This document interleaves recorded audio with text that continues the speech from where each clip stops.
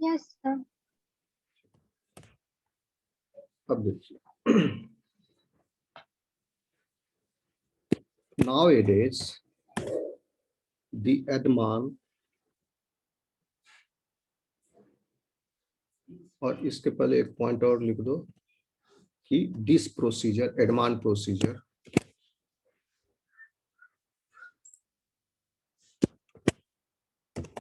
This procedure is repeated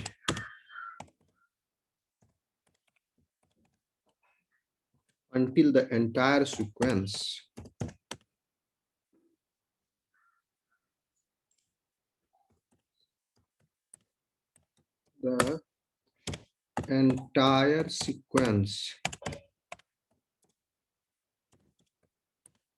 is determined.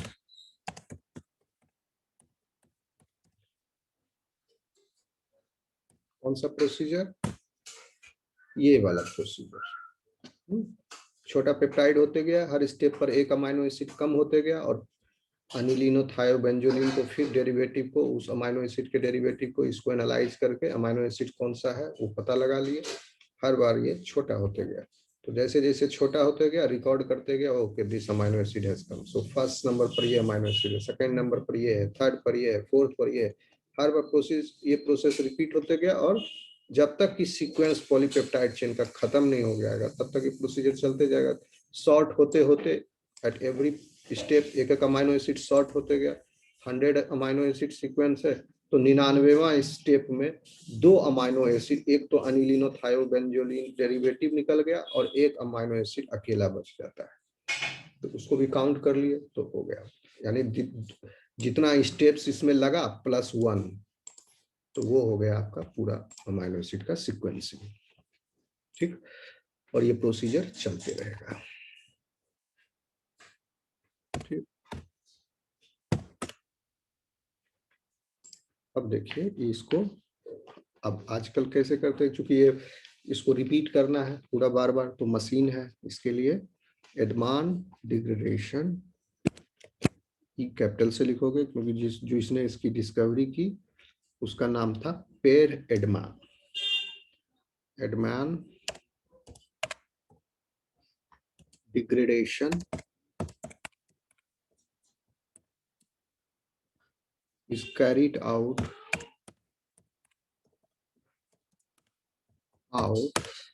in a machine called a sequenator. Sequenator,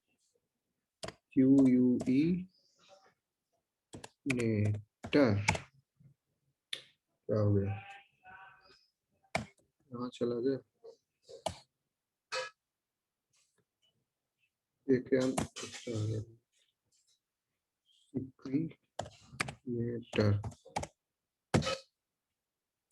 ठीक है, तो आजकल laboratories में, अच्छी लेबोरेटरीज में, बड़ी बड़ी लेबोरेटरीज में ये सब मशीन होते हैं, सेक्वेनेटर।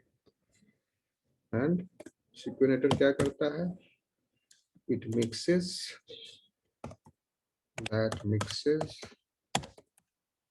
reagents in the proper proportions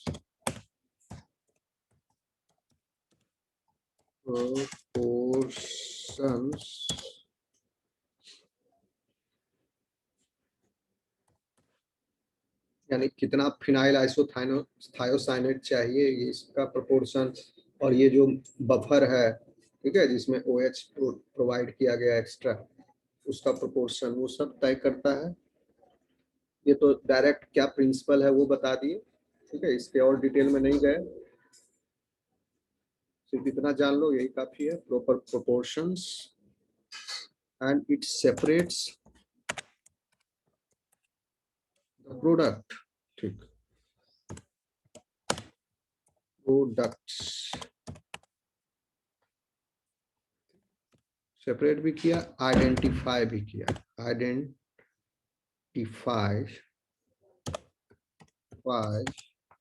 them, and records the results.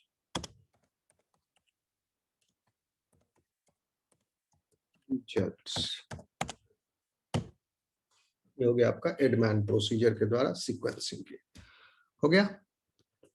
Okay, तो अब आप ये बताइए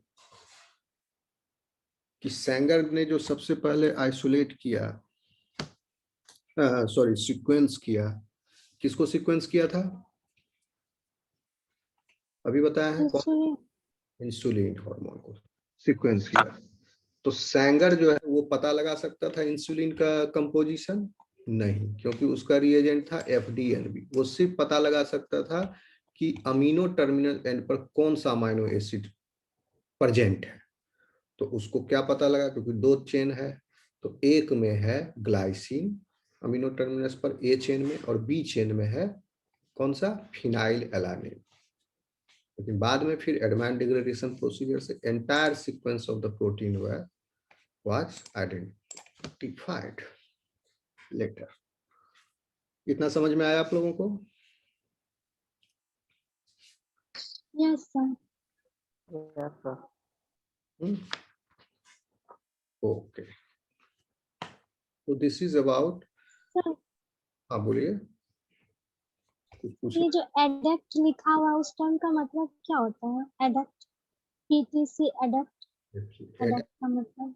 एडक्ट का मतलब हुआ कि दो स्पीसीज जो है transiently combined to each other and formed a single species. देखिए, टू स्पीसीज ऑफ केमिकल्स, ये भी एक केमिकल है, फिनाइल आइसोथायोसाइनेट, और पेप्टाइड चेन भी एक केमिकल ही है, कंपाउंड है, बड़ा है, लार्ज है, मैक्रोमोलिक्यूल है, लीनियर है, पॉलीमर है, ओके, लेकिन है तो केमिकल ही ये भी। तो दो केमिकल मिल करके transiently for a short duration this has formed a single compound, जिसमें फिनाइल आइसोथायोसाइनेट पूरा डिस्टिंक्ट है, पेप्टाइड चेन भी डिस्टिंक्ट है, अलग तरह का है, और ये दोनों, इसीलिए इस कॉम्प्लेक्स को we call as adduct, PTC adduct. Okay, phenyl thiocarbamoyl PTC adduct. Okay, और फिर PTC एडक्ट जो है फर्दर किसके प्रेजेंस में, ट्राइफ्लोरोएसिटिक एसिड के प्रेजेंस में। म्यूट करो नेहा, क्लास में ध्यान नहीं है, हम कुछ बता रहे हैं यहाँ, तुम कहीं और गप कर रहे हो। ओके, बोर हो गए आप लोग, तो फिर क्लास को नेक्स्ट फिर कंटिन्यू करेंगे। बोर हो गए तो बता दो, नहीं तो अभी आधा घंटा और पढ़ाएंगे। Yes, sir, पढ़ाइए। ठीक है ना। तो ये PTC एडक्ट जो है, फिर फिनाइल, ये क्या है, फिनाइल थायोकार्बोमाइल है, और प्रोटीन कंपोनेंट भी जुड़ा हुआ है इससे, पेप्टाइड चेन इस केमिकल के साथ, तो ये एडक्ट है। और पेप्टाइड बॉन्ड, और ये क्या करता है, ट्राइफ्लोरोएसिटिक एसिड के प्रेजेंस में, यहाँ लिख दोगे ऊपर प्लस, जैसे यहाँ ब्रैकेट में OH- लिखे ना, तो यहाँ ऊपर में लिख देना ट्राइफ्लोरोएसिटिक एसिड के प्रेजेंस में क्या है फॉर्मूला, CF3। बहुत ही सिंपल है, एक कार्बन पर 3 फ्लोरीन है और चौथा जगह पर कार्बोक्सिलिक ग्रुप है। इसके प्रेजेंस में ये PTC product further break down हो गया, अनिलीनो थायो थायोजोलिनोन, अनिल, रुको इसको अभी तोड़ते हैं, अनिल इनोथी एजोलिन। ओके, तो इसको ऐसे पढ़ लो, अनिलीनो थायाजोलिनोन, अनिलीनो थायाजोलिनोन, डेरिवेटिव में टूट गया, यानी एक अमाइनो एसिड है इस फॉर्म में, क्योंकि यहाँ पर क्या दिए थे हम, CF3COOH, और एक पेप्टाइड से एक अमाइनो एसिड कम हो गया। ये ट्राइफ्लुओरोसेटिक एसिड, एसिटिक एसिड बोल रहे, तो रोसेटिक एसिड के प्रेजेंस में। ओके, अब आगे बढ़े, क्लियर हुआ ये कंफ्यूजन कि और कोई सवाल है इससे रिलेटेड? यस एडवांस डिग्रेडेशन से रिलेटेड कुछ भी हो तो पूछ लो। वैसे इतना ही काफी है। अब इसमें सब चीज बता दिए, मेन प्रिंसिपल।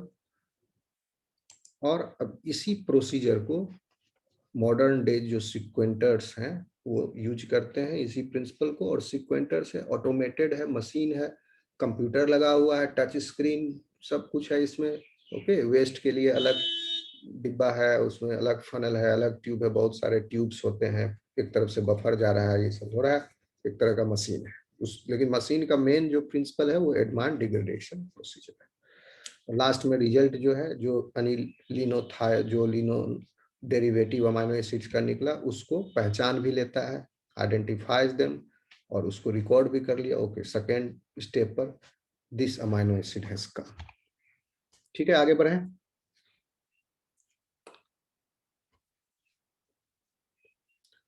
ये है आपका, अभी तक हम चल रहे हैं, आगे बढ़े।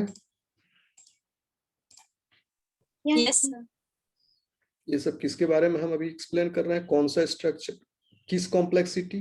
Primary primary, first level of the complexity, primary structure. Sequenator क्या किया? प्राइमरी स्ट्रक्चर को एलुसिडेट किया। उसके टर्सरी और क्वाटरनरी स्ट्रक्चर या secondary structure, alpha helices and beta sheets, ये सब को एलुसिडेट नहीं कर किया। इनको एलुसिडेट करने के लिए secondary structure, tertiary structure, quaternary structure को एलुसिडेट करने के लिए अब आपको थोड़ा और एडवांस टेक्निक लगाना पड़ेगा, है ना। आंख से तो कुछ दिखता नहीं है ना, इवन इलेक्ट्रॉन माइक्रोस्कोप भी नहीं देख सकता है। ओके, क्योंकि ये मॉलिक्यूलर लेवल है, you can only see the structures. जो भी सबसे छोटा स्ट्रक्चर होगा, supra molecular structures, that you can see on microscope, जो सबसे पावरफुल माइक्रोस्कोप है आपके पास, उससे। ये molecules, protein molecules, you can not see them. तो इसको कैसे पता लगाते हैं? इसको प्रोटीन का 3 डायमेंशनल स्ट्रक्चर पता लगाने के लिए अब उसको एग्जैक्ट फॉर्म में, जिस फॉर्म में वो फंक्शनली एक्टिव है, यानी उस अगर मल्टी सब यूनिट प्रोटीन है तो क्वाटरनरी स्ट्रक्चर, और ये अगर एक ही चेन है तो उसका टर्सरी स्ट्रक्चर जो 3 डायमेंशनली पैटर्न फोल्ड हुआ है, इसको हम क्रिस्टलाइज करते हैं। ओके, ये भी एक अलग आर्ट है, क्रिस्टलाइजेशन। साइंस और आर्ट दोनों है इसमें। बहुत डेडिकेटेड प्रोसीजर है, अलग साइंस है ये। क्रिस्टलाइजेशन किए, उसके बाद इवन डीएनए का स्ट्रक्चर भी जो वाटसन एंड क्रिक दिया, वो क्रिस्टलाइजेशन के बाद।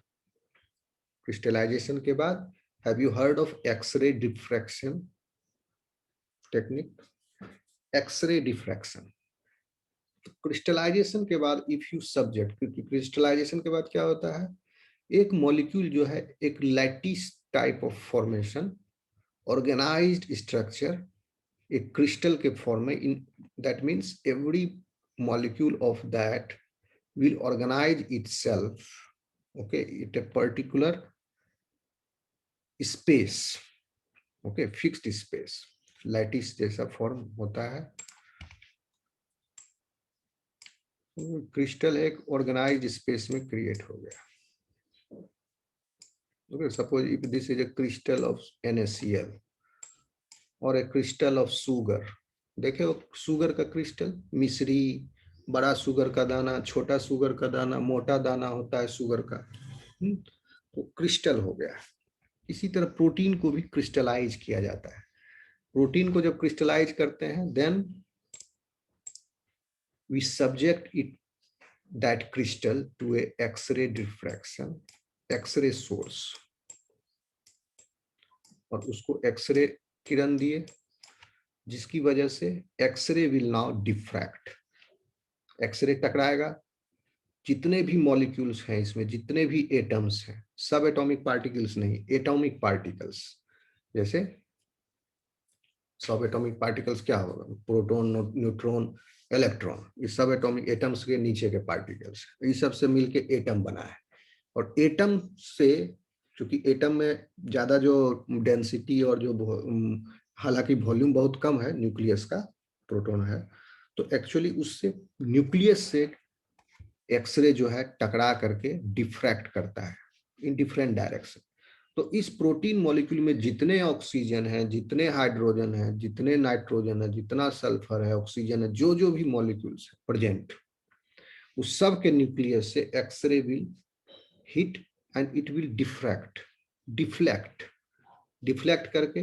तो हर मॉलिक्यूल का पोजीशन अलग अलग है, सब डिफ्रैक्ट होकर के अलग अलग पॉइंट्स, और एक there is a gold recorder, a film made up of gold. तो एक्सरे पार्टिकल से इससे डिफ्रैक्ट करके एक्सरे इंपैक्ट क्रिएट किया इस गोल्ड फिल्म पर, और वहां पर एक पर्टिकुलर पिक्चर ऑब्टेन हो जाता है सबका, हर एटॉमिक पार्टिकल से डिफ्रैक्ट किया हुआ एक्सरे लाइट से। और दिस इज नाउ एनालाइज्ड। इस 3 डायमेंशनल पैटर्न का एक 2 डायमेंशनल छाप जो है, कितना डिफ्रैक्ट किया लाइट इस पर गोल्ड प्लेट पर क्रिएट हो गया। और इसको फिर एनालाइज करना भी बहुत डिफिकल्ट टास्क है, बहुत कॉम्प्लेक्स प्रोसीजर। इस 2 डायमेंशनल इमेज से फिर 3 डायमेंशनल इमेज एल्यूसिडेट किया जाता है। Okay, so now this you know this, मोटा मोटी इतना ही जान लो। एक्सरे डिफ्रैक्शन मेथड से we elucidate the structure. Okay, folding, tertiary structure, secondary structure. अब अल्फा हेलाइसिस है तो यहाँ से जैसे इससे डिफ्रैक्ट होगा, it will show a particular pattern, then you will come to know okay this is alpha helices. Okay, so अब जो है सवाल उठता है कि हम सेकेंडरी और टर्शरी स्ट्रक्चर को भी जाने। प्राइमरी स्ट्रक्चर तो आपको ये जानकारी दे रहा है कितना अमाइनो एसिड, उसके फंक्शन का नॉलेज अभी फंक्शनल नहीं है। फंक्शनल भी तब होगा जब प्रोटीन करेक्टली फोल्ड हो जाएगा in its biologically active form. तो उस करेक्टली फोल्ड होने के दौरान कुछ स्ट्रक्चरल मोटिव्स आएंगे जो कि रिपीट होते हैं, यानी उस स्ट्रक्चरल मोटिव में एक particular type of amino acids are there, और वो particular type of amino acids after every कुछ गैप के बाद वो क्या है आपका उसको क्या होता है, रेकरिंग अकाउंट, रेकरिंग है, रिपीट हो रहे हैं बार बार पेरियोडिकली। तो कुछ अमाइनो एसिड्स का पैटर्न जो रिपीट हो रहा है दैट फॉर्म्स अल्फा हेलाइसिस, और कुछ particular other type of amino acids which are repeating is giving rise to beta sheet. और इस प्रोटीन में अल्फा हेलाइसिस, बीटा सीट्स, इस तरह के कई सारे अल्फा हेलाइसिस हो सकते हैं, बीटा सीट हो सकते हैं, सब मिलकर के और फिर ये आपस में फोल्ड होके 3 डायमेंशनली फोल्ड होके it will give rise to a tertiary structure fully पूरे प्रोटीन का। अब अल्फा हेलाइसिस जो है इस प्रोटीन में कोई एक particular, you can see here blue वाला, इतना दूर अल्फा हेलाइसिस है इस प्रोटीन में, सपोज इतना दूर अल्फा हेलाइसिस है। A particular type of amino acids are repeated periodically, okay, and these are occurring recurring। कुछ दिन कुछ अमाइनो एसिड्स के बाद फिर alpha हेलाइसिस। So many alpha helices, many beta sheets can be present in one tertiary structure। और tertiary structure जब बोल रहे हैं तो पूरा प्रोटीन का 3 डायमेंशनल स्ट्रक्चर, पूरे पॉलीपेप्टाइड चेन का 3 डायमेंशनल स्ट्रक्चर है टर्सरी। ओके, और इसके अंदर बहुत सारे alpha helices, beta chain, beta pleated sheet etcetera ये सब हो सकते हैं। आई बात समझ में? आगे चलें टर्सरी एंड सेकेंडरी स्ट्रक्चर का डिफिनेशन में। Yes, sir. अब आते हैं हम लोग secondary and tertiary structure. Secondary tertiary quaternary structure हम लोग इस क्लास के बाद और एक बार थोड़ा सा उसमें डीप में जाएंगे। अभी जैसे प्राइमरी स्ट्रक्चर के डीप में गए थोड़ा सा, अभी सेकेंडरी टर्सरी में भी डीप में जाएंगे, लेकिन पहले आप इसका डेफिनेशन देख लीजिए। 11 पॉइंट क्या कहता है, प्राइमरी स्ट्रक्चर का तो डेफिनेशन हो गया, बुकिश डेफिनेशन जो है ये वाला। सेकेंडरी स्ट्रक्चर का bookish definition is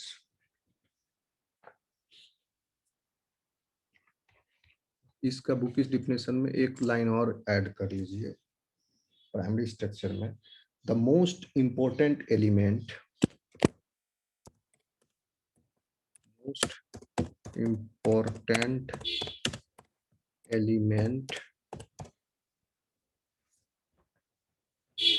of primary structure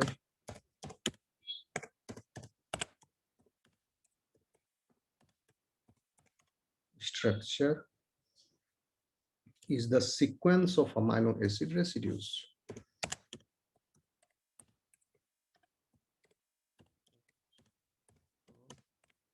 Amino acid residues. That's it.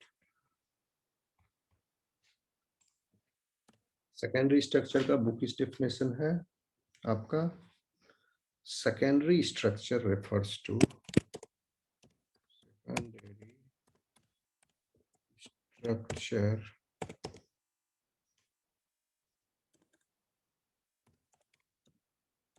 refers to particularly stable arrangements of particularly stable arrangements of amino acid residues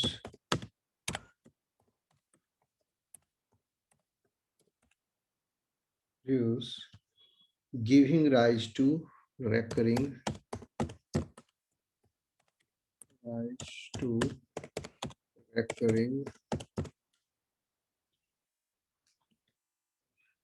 structural patterns.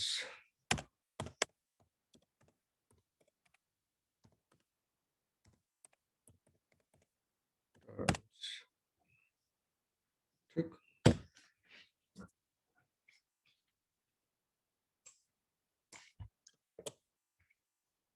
This is about secondary structure.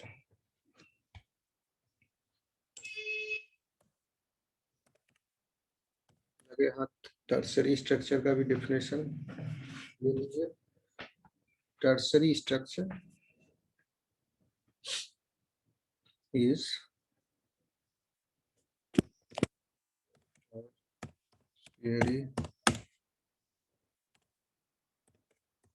आप समझिए कि सिर्फ primary structure को जान करके किसी एक protein के बारे में फुल्ली आप नहीं जान सकते हैं। इवन सेकेंडरी स्ट्रक्चर भी अगर सिर्फ पता लग गया तो भी फुल्ली नहीं जान सकते हैं प्रोटीन के बारे में। ओके, क्योंकि सेकेंडरी स्ट्रक्चर्स तो प्रोटीन के अंदर भरा हुआ है, बहुत सारे सेकेंडरी स्ट्रक्चर्स मौजूद हैं एक प्रोटीन के अंदर, और सारे सेकेंडरी स्ट्रक्चर्स मिल करके एक टर्शियरी स्ट्रक्चर बनाए। Okay, so you can say primary structure determines secondary structure. Primary structure में कंपोजिशन ऑफ अमीनो एसिड्स कैसा है उसके आधार पर अल्फा हेलाइसेज बन सकते हैं या बीटा टर्न बनेगा। ओके, ऑल दो secondary structures determine tertiary structure. अब टर्शियरी स्ट्रक्चर प्रोटीन का बन गया, now this protein can be A functional protein. तो प्रोटीन सिंथेसिस जब हो रहा है, ट्रांसलेशन कहाँ, साइटोप्लाज्म में, एंडोप्लाज्मिक रेटिव सॉरी अगर सिक्रेटरी है तब एंडोप्लाज्मिक, ऐसे आप जान लो राइबोसोम पर हो रहा है। ओके, राइबोसोम पर ट्रांसलेशन हो रहा है, उसके बाद ट्रांसलेशन होकर के क्या निकला, नेसेंट पेप्टाइड, पॉलीपेप्टाइड। अब वो nascent polypeptide will go in endoplasmic reticulum. Okay, और सेपरॉन मॉलिक्यूल्स होते हैं हिट्स ऑफ प्रोटीन फैमिली के, और ये मॉलिक्यूल्स जो हैं गाइड करते हैं प्रोटीन फोल्डिंग को, करेक्टली प्रोटीन फोल्ड हो। कुछ तो प्रोटीन अपने अमाइनो एसिड कंपोजिशन की वजह से अपने आप मुड़ उड़ के फोल्ड होकर के एक स्ट्रक्चर बना लिया, और सेपरॉन्स जो है इसको गाइड भी करते हैं तो करेक्टली फोल्ड हो जाता है। तो tertiary structure describes all aspects of the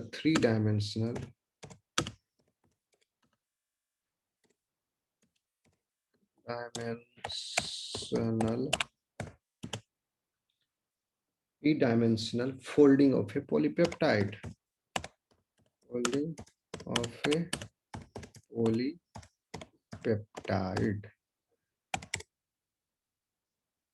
ठीक,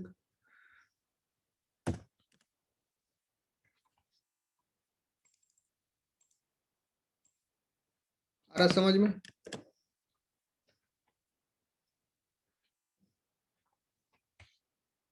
hello, Yes, sir. Yes, sir. Yes, sir. और क्वाटरनरी लगे हाथ, क्वाटरनरी भी देख लीजिए डेफिनेशन। क्वाटरनरी इज आपका व्हेन, क्वाटरनरी को भी मैं और एक्सप्लेन करूंगा, कंफ्यूज मत होना, अभी पहले डेफिनेशन देखो। व्हेन आपका when A protein has 2 or more polypeptide subunits or more polypeptide subunits, their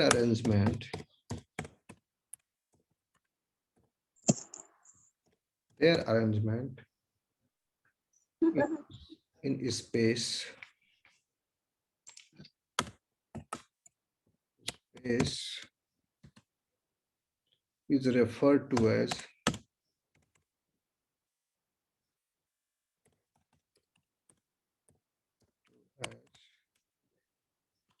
quaternary structure.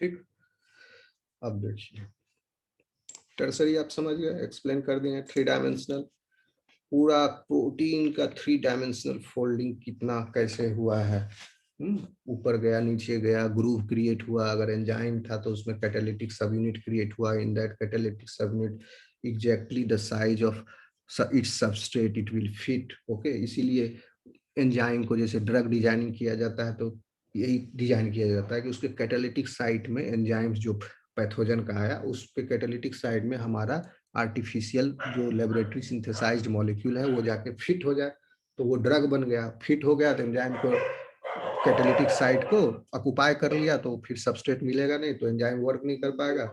इस प्रकार से पैथोजन जो है वो इनइफेक्टिव हो जाता है। 1 सेकेंड,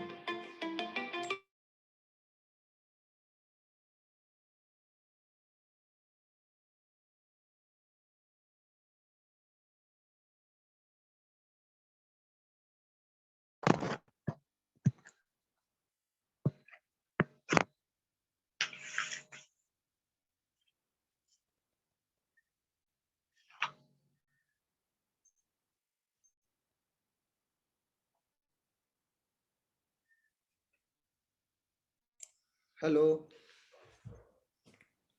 आवाज आ रही है? Yes sir.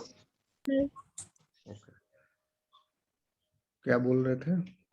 ठीक है, तो इस तरह से tertiary structure is responsible for its biological function. लेकिन फिर क्वाटरनरी स्ट्रक्चर क्या है? तो क्वाटरनरी स्ट्रक्चर पढ़ने से पहले आप एक प्रोटीन को म्यूट कीजिए, किसका है?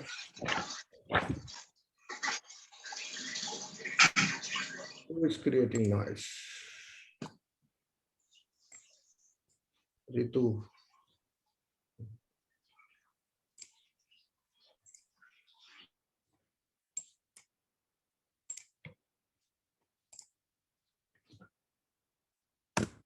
चलें आगे, इस पोर्शन को बता देते हैं, उसके बाद क्लास को ब्रेक दे देंगे।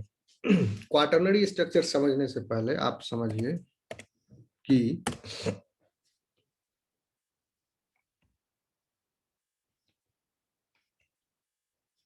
कुछ प्रोटीन्स जो है, सम प्रोटीन्स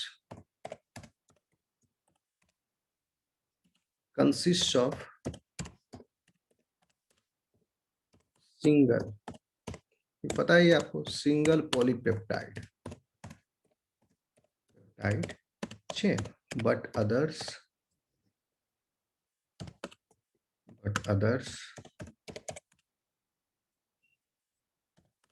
जिनको कहते हैं मल्टी सब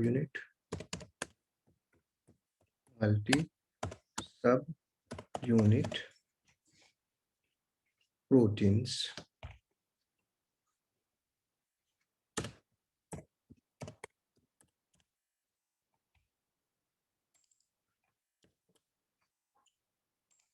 इसमें they have 2 or more polypeptides.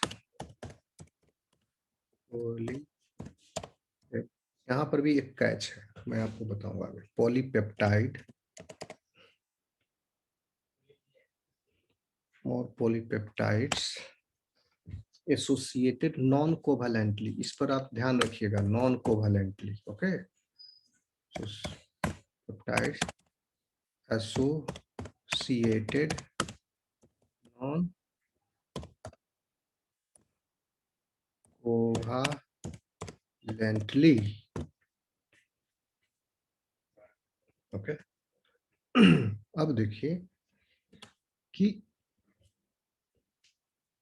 Insulin का आपको दिखाया था स्ट्रक्चर बनाया के, क्रूड एक ए चेन है, बी चेन है, ए चेन बी चेन के बीच में डाइसल्फाइड लिंक है और बी चेन के बीच में है, और ए चेन के इंट्रा में है डाइसल्फाइड लिंकेज. अब बताइए कि अगर मान लो कि ये इंसुलिन बड़ा प्रोटीन होता है, ऐसा एक कोई प्रोटीन है जिसमें 2 polypeptide chains are linked by disulphide linkage, तो इसको मल्टी सब यूनिट प्रोटीन कहेंगे या single polypeptide chain protein consider किया जाएगा. मल्टी सब यूनिट प्रोटीन्स में polypeptide chain non covalently, but here they are associated covalently. So this protein insulin will not be considered as the multi subunit protein. Okay, यही catch है.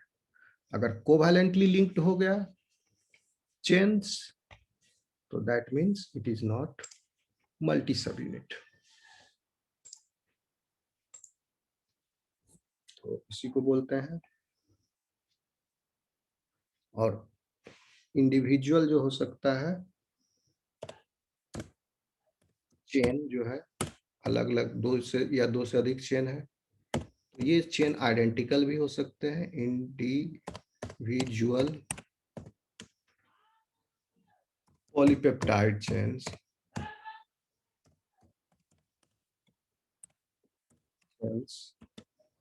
in a multi subunit protein, multi subunit protein may be identical or different.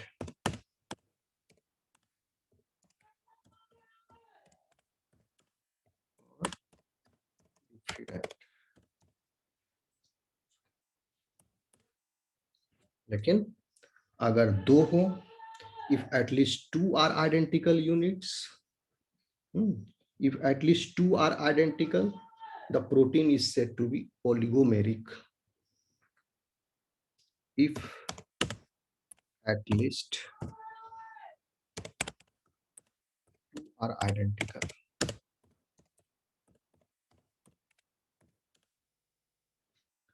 the protein is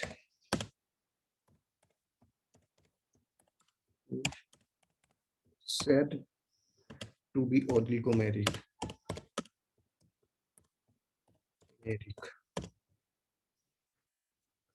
And the identical units and the identical units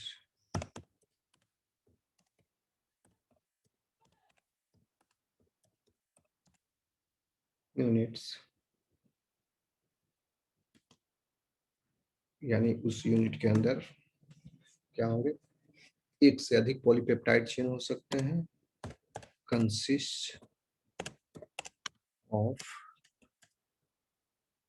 one or more polypeptide chains, one or more polypeptide chains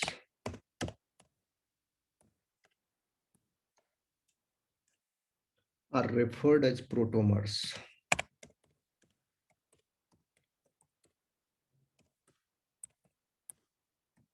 Protomers.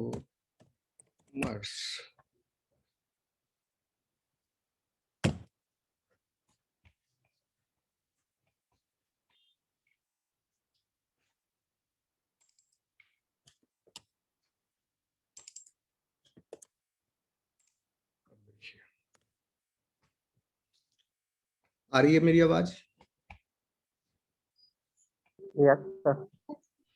ये 14 point को मैं भी समझाऊंगा, explain करूंगा, लेकिन क्या है कि अभी लेस देन ए मिनट रह गया, तो बीच में कट होगा, फिर से ज्वाइन करोगे आप लोग।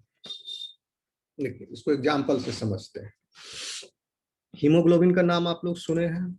ओके, हीमोग्लोबिन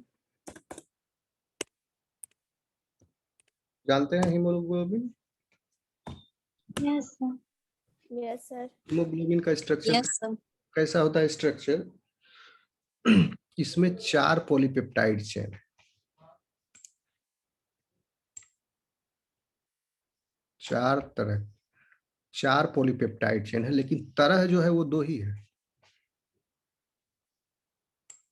अभी वो उसका पॉलीपेप्टाइड का रिलेटिव पोजीशन नहीं हम इसमें बता रहे हैं, आप सिर्फ जान लो 4 पॉलीपेप्टाइड चेन है।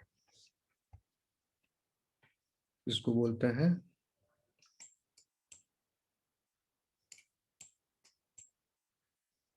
बीटा और अल्फा।